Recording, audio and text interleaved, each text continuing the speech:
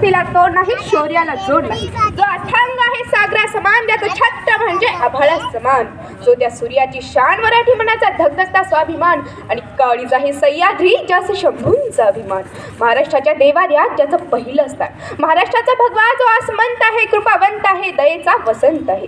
ज्याच्या कुशीतून स्वराज्याचे देखणे स्वप्न उदयास आलं. त्या राष्ट्रमाता राजमाता जिजाऊ साहेब. पण मुलखामध्ये राहून स्वराज्यानिमित्त स्वप्न पाहणारे स्वराज्य संकल्पक शहाजीराजे भोसले, ज्यांचा इतिहास आठवला की डोळ्यात पाणी आणि अंगावर शहारे आल्याशिवाय राहत नाही, ते छत्रपती शिवाजी महाराज. आणि पित्यांनी निर्माण केलेल्या स्वराज्याचं फक्त रक्षणच नाही केलं, तर पित्यांनी निर्माण केलेले स्वराज्य पटीने वाढवले, असे ते शंभूराजे. म्हणतात ना, नियतीचे मालिक बना पण परिस्थितीचे गुलाम बनू नका. म्हणूनच तर नाचू कीर्तनाची रंगी, ज्ञानदीप लावू जगी. कीर्तनाच्या माध्यमातून समाज प्रबोधनाचे कार्य करणारे संत तुकोबाराय. शब्द ही शास्त्र समजून विद्युत बुद्धीच्या अभंगातून समाज प्रबोधनाचे कार्य करणारे संत नामदेवराय. दिवसभर हातात खराटा घेऊन गाव स्वच्छ करायचं आणि रात्री कीर्तनाच्या माध्यमातून लोकांचं डोकं स्वच्छ करायचं, असं काम ज्यांनी केलं ते संत गाडगे बाबा. आणि शिक्षणाची गंगा गोरगरिबांच्या घरापर्यंत पोहोचणारे डॉक्टर कर्मवीर भाऊराव पाटील आणि आणि ज्यांच्यामुळे खऱ्या अर्थाने मुलींना शिक्षण मिळतंय. माझ्यासारखी एक सामान्य मुलगी या ठिकाणी बोलू शकते, ते आमच्या सावित्रीबाई फुले, ज्योतिबा फुले. आणि ज्यांनी प्रदान केलेल्या राज्यघटनेच्या जोरावरती आज या साऱ्या देशाचा राज्यकारभार चालतोय, ते विश्वरत्न डॉक्टर बाबासाहेब आंबेडकर. प्रथमतः या सर्व महामानवांना अभिवादन करते. आयुष्यातले प्रत्येक क्षण लक्षात राहतात असे नाही. आयुष्यातले प्रत्येकच क्षण लक्षात राहतात असे नाही. काही क्षण विसरून बघता विसरता येत नाहीत. आणि असाच आजचा हा क्षण आहे. 16व्या शतकात एक तेजस्वी तारा चमकला. शिवनेरी पण तोफांचा गडगडाट झाला. सनई चौघडा वाजू लागला. एक आरोळी त्या सह्याद्रीच्या कडे कोपाऱ्यात दुमदुमली. अरे माझा राजा जन्मला, माझा शोभा जन्मला. दीन दलितांचा कैवारी जन्मला, दृष्टांचा सैवारी जन्मला. अरे माझा राजा जन्मला. इतिहास घडवणारे आम्ही ते जन्मले नव्हते ना कुठे. झुकविले त्या हिमालया, पुंजतो आम्ही शिवराया. सहन होणार नाही स्वराज्याची फरे, जातीवंत हृदया झळकतात आमच्या ओ साहेब. विसरलो नाही त्या लाखो मावळ्यांचे बलिदान. शंभूराजे आठवले की डोळ्यातले अश्रू देखील नकळतच धरतात. अरे जिथं पडती पाऊलं आमची त्याच इतिहासाच्या वाटा. अरे जिथं पडती पाऊलं आमची त्याच इतिहासाच्या वाटा. वाकणार तर मुळीच नाही, पण मोडणारही नाही मराठा. परंतु मराठा नेमकं म्हणायचं तरी कुणाला? आम्ही एक विशिष्ट प्रकारची जात अपेक्षित करतो. मराठा म्हणजे मरेल पण शेवटपर्यंत मागं हटणार नाही, तोच खरा मराठा. मग तो कुठल्याही जातीचा असू द्या किंवा कुठल्याही धर्माचा.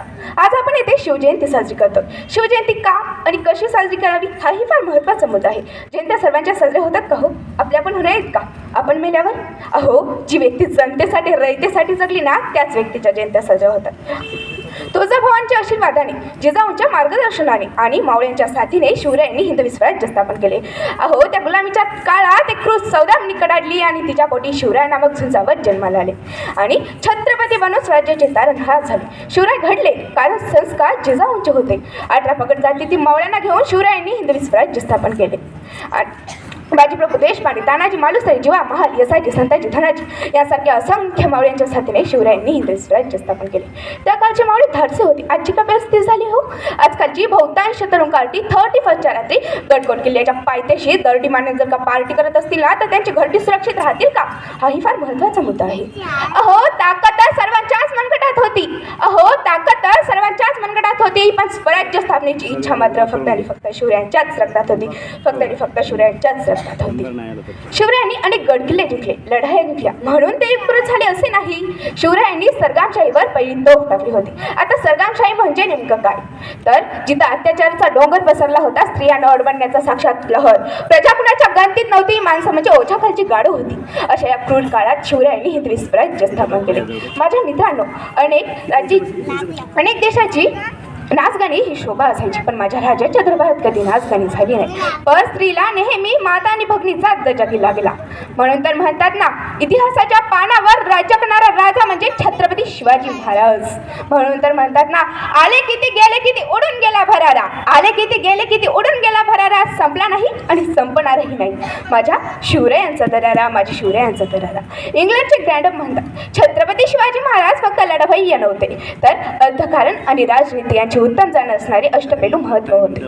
म्हणून तर म्हणतात ना, श्वासात रोखणी वादळ डोळ्यात रोखली आग, श्वासात रोखणी वादळ डोळ्यात रोखली आग, देव आमचा छत्रपती एकटा मराठी वाग, एकटा मराठी वाग. शेवटी मी एक संदेश देऊ इच्छिते. महाराजांचं नाव जर हातावर करायचं असेल ना तर या हातानं कोणतं अनैतिक काम होणार नाही याची काळजी घ्या. महाराजांचं लॉकेट जर गळ्यात घालायचं असेल ना तर आपलं वर्तन चुकीचं असणार नाही याची काळजी घ्या. आणि महाराजांच्या अंगठ्याचं बोटात घालायचे असतील ना तर ही बोट कोणाचा द्वेष करण्यासाठी वापरली जाणार नाही याची काळजी घ्या. आणि महाराजांचं शर्ट जर अंगात घालायचं असेल ना तर तो शर्ट घालून कोणत्या चुकीच्या ठिकाणी जाणार नाही याची काळजी घ्या. आणि महाराजांचं नाव जर तोंडात घ्यायचं असेल ना तर तोंडात कोणता व्यसनी पदार्थ जाणार नाही याची काळजी घ्या. शेवटी सर्वांनी एक साथ घोषणा द्यायची आहे. प्रौढ प्रताप पुरंदर क्षत्रिय कुलावतांस सिंहासनाधीश्वर